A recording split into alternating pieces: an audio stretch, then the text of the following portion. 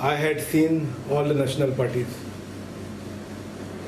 There is no contribution from center as such for our state.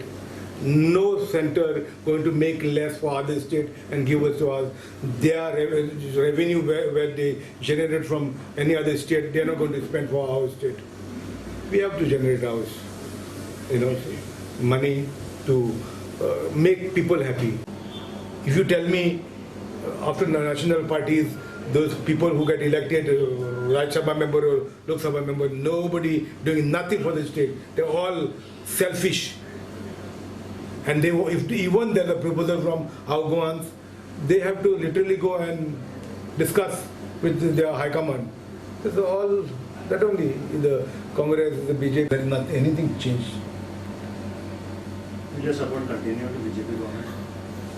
See, I had given support, but of course I have to see future what's going to be. I don't find anything changes. No, what I had noticed after going to that Doordarshan TV I used to watch in the jail, all the statement making, Prime Minister making statement, going to the other country, making statement, oh my God, I said, this man got at least opportunity first time after becoming Prime Minister, he got an opportunity to go to the other country because the country banned him, no? So he's making good use of it anyway.